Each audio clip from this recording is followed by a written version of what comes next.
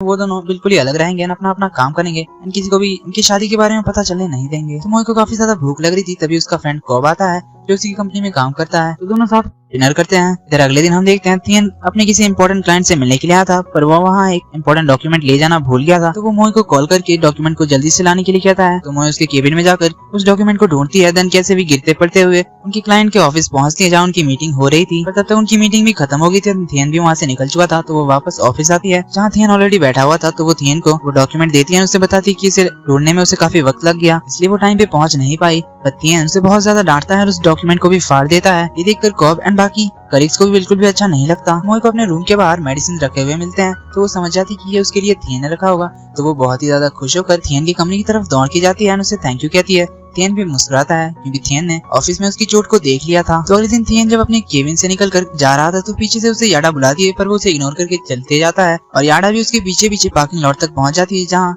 मोई उसका ऑलरेडी इंतजार कर रही थी। तो मोई उन दोनों को एक साथ देखकर कार के पीछे छुप जाती है। थियन के इतने बार कहने पर भी वो उसका पीछा छोड़ ही नहीं रही थी और उससे जाकर चिपक ही रही थी। ये सब देखकर मोई अपनी रिंग पहनकर थियन को बुलाती है और उसके पास जाती है। तो याडा कहती है क्या इस छोटी सी बच्ची से तुम्हारी शादी होने वाली है? मुझे तो बिलीव नहीं होता। तो मोई कहती है तुम्हें बिलीव करो या ना करो। वो उसे अपनी रिंग दिखाकर कहती है हमारी शादी तो ऑलरेडी हो चुकी है एंड हमारा मैरिज रजिस्ट्रेशन भी हो चुका है। तो याडा कहती है आजकल तो कोई भी मैरिज रजिस्टर कर सकता है, पर उनका रिलेशन हस्बैंड वाइफ जैसा नहीं होता। तो मोई कहती है ये हमें तुम्हें बताने की कोई जरूरत नहीं कि हमारा रिलेशन कैसा है। तो थियन मोई को चलने के लिए कहता है, पर मोई उसका हाथ पकड़ती है एंड वो उसे लेकर चली जाती है। जब दोनों वापस जा रहे थे तब मोई थियन से कहती है कि मुझे नहीं लगता कि वो औरत तुम्हारा पीछा छोड़ने वाली है। तो थियन कहता है जब तक मैं उसे इग्नोर करूंगा तब तक वो मेरा कुछ नहीं कर सकती। इस सुनकर मोई बहुत ही ज्यादा मुस्कुरा रही थी। तो थियन उसके हाथ में वो अंगूठी देखता है तो वो उसे वो उतारने को कहता है। तो मोई उसे उतार देती है, पर फिर भी वो आज खुश लग रही थी। देन रात को दोनों डिनर कर रहे थे। थियन अभी अभी नहा कर आया था तो मोई उसे बस देखी ही जा रही थी। देन वो उसके पास एक टॉवल लेके जाती है एंड थियन के बालों को सुखाने लगती है। थियन भी उसे काफी प्यार से देखता है, पर ये सब वो बस सोच रही थी। असल में थियन तो उसे ये सब करने से मना करता है। तो वो टॉवल को नीचे रख देती है, फिर से उसके सामने जाकर बैठ जाती है एंड देन अपने स्कूल के पहले दिन को याद करती है जब वो पहली बार थियन से मिली थी। इसके बाद वो सची आंटी यानी कि थियन के मॉम से मिलने के लिए गई थी, पर तब उसे नहीं पता था कि ये थियन का घर है। उसे कुछ दिन बाद पता चलता है कि थियन सची आंटी का बेटा है। इसके बाद हमें थियन का ग्रेजुएशन डे दिखाया जाता है जहाँ सभी जूनियर्स जिनके मार्क्स ग्रेजुएटिंग स्टूडेंट्स के इक्वल आए थे वो उन्हें गिफ्ट दे रहे थे। तो मोई और थियन के मार्क्स सेम आए थे, इसलिए मोई थियन को देने के लिए एक गुलाब और उसके लिए एक गिफ्ट लेकर आई थी। तो मोई को यहाँ पहली बार पता चला था कि सची आंटी का बेटा और उसका क्रश दोनों एक ही था। थियन जो कि स्टूडेंट काउंसिल का प्रेसिडेंट था तो वो सभी के लिए एक गाना गाता है। मोई तो बहुत ही ज्यादा शॉक्ड एंड सरप्राइज्ड हो गई थी। कुछ दिनों बाद थियन ने भी उसके लिए गिफ्ट भिजवाया था, जिसे देखने के बाद मोई बहुत ही ज्यादा खुश हो गई थी। फ्लैशबैक यहीं पे खत्म होता है। मोई अपने मन में कहती है कि हो सकता है थियन को याद नहीं कि मेरा और उसका मार्क्स सेम आया था, पर फिर भी मैं खुश हूँ क्योंकि मैं उसके साथ हूँ। इसके बाद मोई शादी के बारे में अपने ब्लॉगिंग साइट पर लिखती है। तो अगले दिन ऑफिस में थियन के दोस्त मोई की वेबसाइट की काफी ज्यादा तारीफ कर रहे थे क्योंकि वो काफी ज्यादा फेमस और पॉपुलर था। पर जब वो लोग उस साइट के बारे में थियन को बताते हैं तो थियन कहता है ये सब बकवास है। मोई ने प्यार एंड शादी के बारे में जो कुछ भी लिखा था उसे पढ़ने के बाद थियन उस पर कमेंट करता है कि ये सारी बकवास बातें लिखना बंद करो। तो मोई उसे रिप्लाई करती है कि मिस्टर थियन क्या आपको आपका ट्रू लव नहीं मिला या फिर आपकी मैरिड लाइफ में प्रॉब्लम्स है? थियन उसे रिप्लाई करता है कि ट्रू लव जैसा कुछ भी एग्जिस्ट करता ही नहीं, तो ये सब बकवास लिखना बंद करो। मोई को तो बहुत ही ज्यादा गुस्सा आता है थियन पर। इसके बाद थियन को चेयरमैन कॉल करके आने के लिए कहता है जहाँ चेयरमैन उसे कहता है कि याडा के साथ तुम्हें रूड बिहेव नहीं करना चाहिए क्योंकि उसके फादर अब इस कंपनी के सबसे बड़े शेयर होल्डर है, तो तुम्हें उसके साथ अच्छे से बिहेव करना चाहिए। थियन कहता है पर मिस याडा तो ऑलरेडी शादीशुदा है। तो चेयरमैन उसे कहता है कि शायद तुम्हें नहीं पता पर उसका डिवोर्स हो चुका है। तो थियन भी बता देता है कि वो भी ऑलरेडी मैरिड है। तो वो घर जाकर मोई को कंपनी से रिजाइन देने के लिए कहता है, पर मोई कहती है वो रिजाइन नहीं करेगी। थियन उसे काफी समझाता है पर मोई इससे गुस्सा होकर वहाँ से चली जाती है, अपने रूम में जाकर रोने लगती है। मन में कहती है कि थियन ने कभी भी उसकी फीलिंग्स केयर नहीं की, उसने हमेशा उसे बस एक शील्ड की तरह यूज किया। तो वो गुस्से से एंगेजमेंट रिंग को उठाती है। सीन यहीं पे कट हो जाता है। दिन अगली सुबह मोई काफी देर से उठती है, इसी वजह से वो ऑफिस के लिए लेट हो जाती है। तो ऑफिस में वो थियन को काफी ज्यादा गुस्से से देख रही थी। देन फ्लैशबैक से हमें पता चलता है कि थियन ने उसके क्लॉक का अलार्म ऑफ कर दिया था। देन वो अपनी जगह पर जाकर बैठती है। तभी उसकी बेस्ट फ्रेंड टूम उसके हाथों में उसकी एंगेजमेंट रिंग देखती है। मोई से निकालने की कोशिश करती है पर नहीं निकलता। तो दोनों वॉशरूम की तरफ जाते हैं उसे निकालने के लिए, तब भी वो लोग रिंग नहीं निकाल पाते। देन जब दोनों वॉशरूम से बाहर आ रहे थे तभी उनका एक सीनियर आकर मोई से कुछ प्राइवेट बात करनी है कहकर मोई को अपने साथ ले जाता है। टूम दौड़ते हुए थियन के पास आती है और उसे बताती है कि उनको एक सीनियर ले गया अकेले बात करने के लिए, पर वो बिल्कुल भी अच्छा आदमी नहीं है। थियन पहले तो कहता है कि उसके साथ उसका कोई लेना देना नहीं है, पर टूम उसे बताती है कि मुझे पता है तुम दोनों की शादी हो चुकी है। तो थियन जाकर मोई को काम के बहाने से ले आता है। इसके बाद मोई का सीनियर आकर कॉब से पूछता है कि मोई की शादी हो चुकी है या नहीं, क्योंकि उसने उसके हाथ में अंगूठी देख ली थी। इसके बाद तो पूरे ऑफिस को पता चल जाता है मोई की शादी के बारे में। इसके बाद जब सभी लोग मोई से पूछते हैं तो मोई भी आखिरकार बताई देती है कि उसकी शादी हो चुकी है, पर वो ये नहीं बताती कि उसकी शादी थियन से हुई है। ये सुनने के बाद तो कॉब का दिल ही टूट जाता है क्योंकि वो मोई काफी टाइम से पसंद करता था। देन जब मोई घर आ रही थी तो ये सोच कर परेशान थी कि आज वो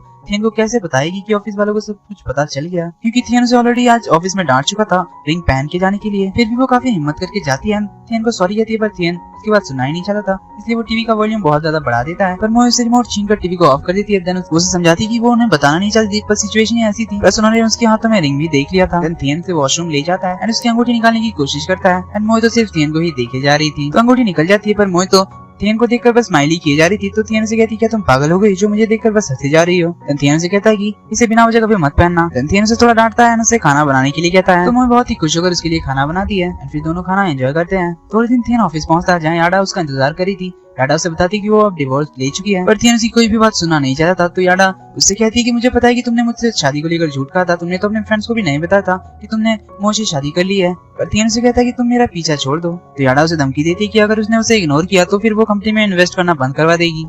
तो थियन कहता है तुम्हें जो करना है करो, मुझे कोई फर्क नहीं पड़ता। चेयरमैन थियन को बुलाते हैं, उसे कहते हैं कि अगर तुम्हें याडा से पीछा छुड़ाना है तो तुम्हें उसके सामने दिखाना होगा कि तुम मोए के कितने ज्यादा क्लोज हो। तो थियन इस पर काफी ज्यादा सोचता है। देन सबके सामने जाकर अनाउंस करता है कि मोए अब उसकी असिस्टेंट बनकर काम करेगी। तो उसके बाद वो मोए को लेकर रूफटॉप जाता है और उसे अपना प्लान बताता है। मोए बहुत ही ज्यादा खुश हो जाती है कि अब से वो थियन के साथ ही हमेशा रहेगी। इधर कॉब एक आखिरी बार मोए से पूछता है कि क्या उसकी शादी हुई है नहीं। तो मोए उसे बता देती है कि उसकी शादी हो चुकी है। तो कॉब कहता है कि वो उससे मूव ऑन करने की कोशिश करेगा। डच याडा के फादर से मिलने के लिए आता है, जिसके बाद याडा के फादर उससे कहते हैं कि तुम्हें डच के घर शिफ्ट होना होगा। रात को थियन मोए की साइकिल ठीक करने के लिए जाता है, जहाँ उन दोनों की फिर से मस्ती शुरू हो जाती है। तो अगले दिन ऑफिस में थियन मोए को उसका काम समझाता है, पर मोए को तो कुछ भी समझ में नहीं आता क्योंकि थियन बहुत ही स्पीड से उसे काम समझा रहा था। तो ऑफिस के बाद थियन के दोस्त उसे और मोए को ड्रिंक के लिए बुलाते हैं। तो मोए भी जाने के लिए रेडी हो जाती है एंड मोए तो थोड़ी सी पीकर ही टली हो जाती है। थियन उसे कैसे भी करके घर तक तो ले आता है, पर घर आकर वो फिर से आउट ऑफ कंट्रोल हो जाती है। एट लास्ट थियन उसके हाथ बांधकर उसे ब्लैंकेट में लपेट देता है। अगली सुबह थियन को अपना मोबाइल नहीं मिलता क्योंकि उसे याद आता है कि पिछली रात तो मोए ने उसका मोबाइल निकाल लिया था। तो वो उसके कमरे में मोबाइल ढूंढने के लिए जाता है, जहाँ उसे मोए की डायरी मिलती है, जिससे उसे पता चल जाता है कि मोए उसे स्कूल टाइम से पसंद करती थी एंड वही उसका पहला प्यार है। ये जानने के बाद तो भाई को बहुत ही बड़ा झटका लगता है। तो ऑफिस में वो अपने फ्रेंड से पूछता है कि क्या कोई लड़की किसी की हेल्प करने के लिए उससे शादी कर लेती है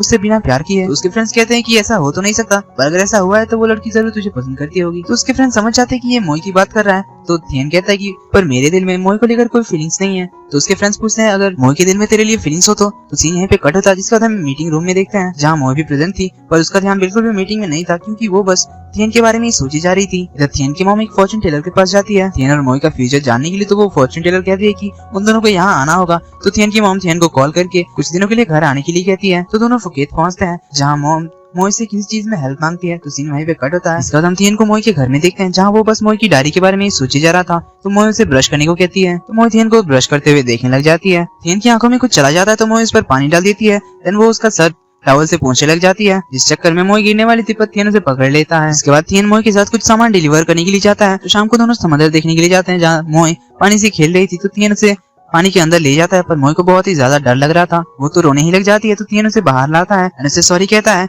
एंड कहता है कि उसे पता नहीं था। तो मोए कहती है ऐसी बहुत सारी बातें हैं जिसके बारे में तुम्हें नहीं पता। देन हमें एक फ्लैशबैक दिखाया जाता है, जब डच ने उसे कार से धक्का देकर समंदर में गिरा दिया था, जिससे हमें ये पता चलता है कि जिसने थियन को पानी से बाहर निकाला था वो और कोई नहीं बल्कि मोए थी। तो थियन उससे फिर से सॉरी कहता है कि क्या तुम मुझ पे अभी भी गुस्सा हो। तो मोए कहती है मैं तुम पे गुस्सा कैसे हो सकती हूँ कि मैं अभी भी जिंदा हूँ एंड मुझे तुम्हारे साथ बहुत अच्छी मेमोरीज बनानी है हमारे डिवोर्स से पहले। तो हम देखते हैं थियन डिवोर्स की बात सुनकर भी उतना भी खुश नहीं लग रहा था। तो रात को थियन की मॉम ने उनके लिए सी फूड भिजवाया था, जिसे खाने के बाद थियन का ध्यान तो बस मोए की तरफ अट्रैक्ट हो रहा था। मोए तो थियन के बारे में सपने में सोच कर स्लिप टॉक करने लगती है। तो थियन उसे जब सोने के लिए कहता है। तो अगले दिन मोए थियन को फूड डिलीवरी के नाम पर फॉर्चून टेलर के पास ले आती है एंड इसी के लिए मॉम ने मोए की मदद मांगी थी। थियन तो वहाँ से जाना चाहता था, पर उसे जाने नहीं दिया जाता। तो फॉर्चून टेलर दोनों का फूड रीड करती है एंड उन्हें बताती है कि ये तो हेवन मेड जोड़ी है, दोनों अपने मैरिड लाइफ में बहुत ही ज्यादा हैप्पी रहेंगे, पर उसके लिए इन्हें काफी ज्यादा मुश्किलों का सामना करना होगा, जिसके बाद दोनों की लाइफ खुशहाली से भर जाएगी एंड इनके ट्विंस बेबीज होंगे। ये जानने के बाद मोए तो अपने बच्चों के नाम तक सोचने लग जाती है एंड उसे अलग अलग नाम बताकर थियन का दिमाग खराब करने लगती है। घर लौटकर थियन मॉम को बताता है कि वो मोए से डिवोर्स लेने वाला है एंड इसीलिए उन्होंने अपनी शादी के बारे में किसी को भी नहीं बताया है, ताकि डिवोर्स के बाद मोए को ज्यादा परेशानी ना हो। तो मॉम कहती है तुम मोए को आखिर एक्सेप्ट क्यों नहीं कर लेते, क्या तुम्हें दिखाई नहीं देता कि मोए तुम्हें पसंद करती है।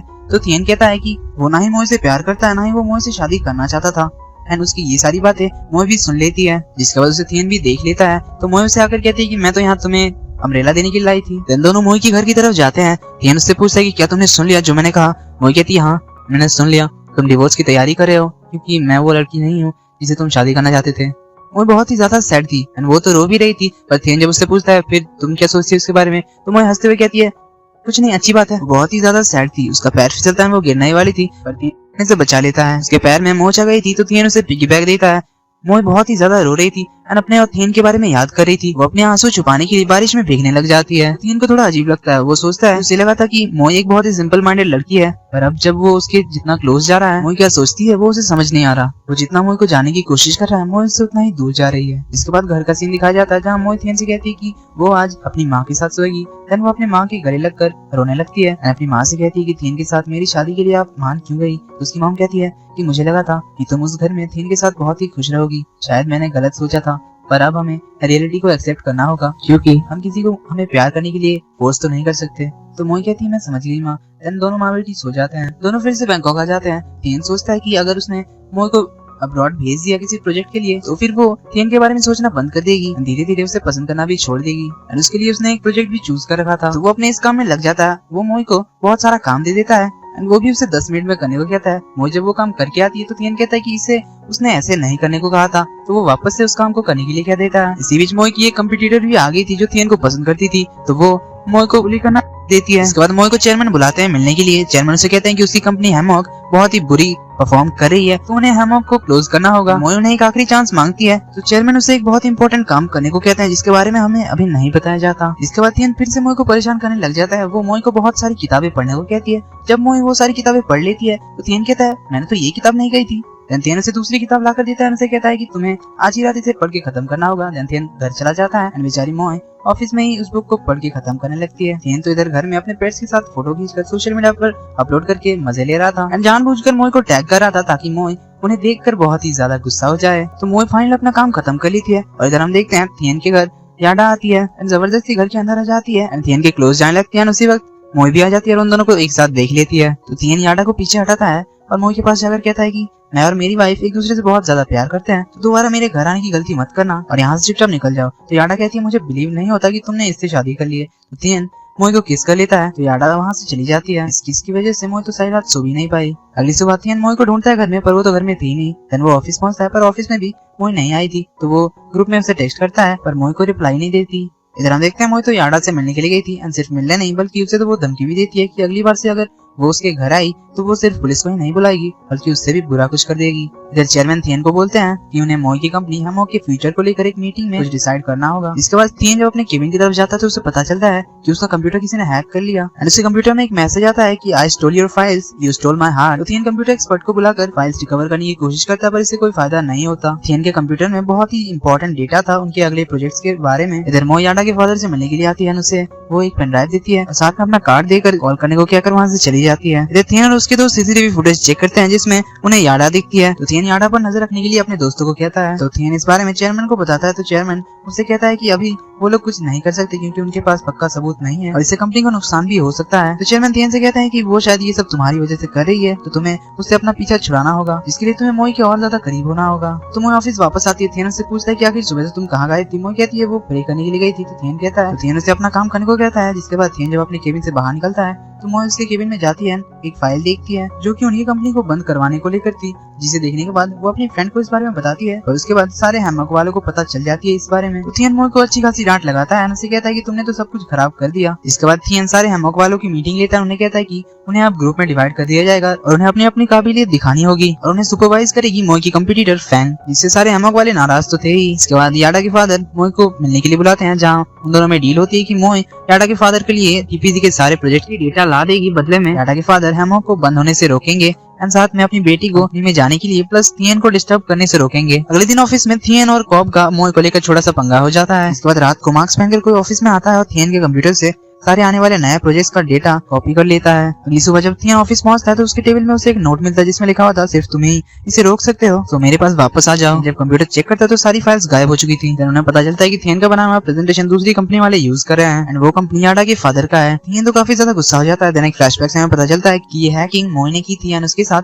उसके सारे कलीग्स भी थे। उन्होंने ये सारा कुछ अपनी कंपनी को बचाने के लिए किया। तो इसके बाद थियन एक प्लान बनाता है और याडा से मिलने के लिए जाता है, ये जानने के लिए कि ये सारा कुछ याडा करे या नहीं। पर वहाँ उसे पता चलता है कि याडा को तो इन सब के बारे में कुछ भी पता ही नहीं है। तो थियन घर वापस आता है, अपना काम करने लगता है। तो मोई भी उसके पास आकर कहती है कि वो भी उसका हेल्प करेगी। इसके बाद मोई थियन के लिए एक एनर्जी ड्रिंक ला देती है जिसे पीने के थोड़ी देर बाद थियन को नींद आने लगती है तो वो सो जाता है। जिसके बाद मोई पहुंच जाती है ऑफिस में और कंपनी के सर्वर में वायरस इंस्टॉल कर देती है। इसकी सारी प्लानिंग मोई, कॉब एंड बाकी सब ने ऑलरेडी कर रखी थी। जिसके बाद मोई वापस घर आती है, थियन को उठाती है, उसे कुछ एप्पल स्लाइसेस खिलाती है। जिसके बाद वो खुद सोने का नाटक करती है। थियन उसे उठाकर सोफे पर वापस लिटा देता है और अपना काम करने जाता है। मोई उसे देखकर मुस्कुराती है। तो अगले दिन थियन को फिर से एक नोट मिलता है जिसमें लिखा हुआ था, अगर तुमने मेरे प्यार को एक्सेप्ट कर लिया तभी वो सारे डेटा लौटाएगी। एंड थियन के लिए एक प्यार भरा पोएम भी लिखा हुआ था। जिसके बाद थियन अपने फ्रेंड्स के साथ मिलकर एक प्लान बनाता है। उन्हें कहता है कि वो रिजाइन करेगा, पर उससे पहले वो हेमॉक के सारे एम्प्लॉयज का कुंडली निकलवाता है। एंड सभी को ही वो अपना सस्पेक्ट मानता है। तो अब थियन अपने फ्रेंड्स को पर्सनली हेमॉक वालों से इन्फॉर्मेशन पता करने के लिए कहता है, पर उनसे उन्हें कुछ भी पता नहीं चलता। इधर ऑफिस में मोई थियन को काफी देर से नहीं देखती तो उसे कुछ शक होता है। तो वो थियन के एक फ्रेंड को जाकर इसके बारे में पूछती है, पर वो उसे कुछ भी नहीं बताता। पर मोई उसके हाव भाव देखकर समझ जाती है कि कुछ तो बात है। तो मोई उसके पीछे पड़ जाती है, उसे सब कुछ पता चल जाता है। तो वो अपनी फ्रेंड्स के साथ इस बारे में डिस्कस करती है कि उन्हें अब से बहुत ही ज्यादा सावधानी से सब कुछ करना होगा, क्योंकि थियन उनकी इन्वेस्टिगेशन करवा रहा है। इधर घर में मोई थियन की अचानक से आवाज सुनकर थोड़ा चौंक जाती है। थियन पूछता है कि तुम इतना शॉक्ड क्यों हो, क्या तुमने कुछ गलत किया है? मोई कहती है ऐसी कोई बात नहीं, पर थियन वहाँ से चला जाता है। तो मोई सोचती है कि क्या इसे हमारे बारे में कुछ पता चल गया। तो वो रात को थियन का पीछा करते हुए एक नाइट क्लब पहुंचती है, जहाँ वो और उसकी फ्रेंड तुम दाढ़ी मूछ लगा कर आई थी ताकि थियन उन्हें ना पहचाने। पर मोई का वहाँ की कुछ लड़कियों से पंगा हो जाता है, तो उसका भांडा फूट जाता है। तो थियन उसे लेकर क्लब के बाहर आ जाता है, जहाँ वो उससे बहुत कुछ सुनाता है, उससे पूछता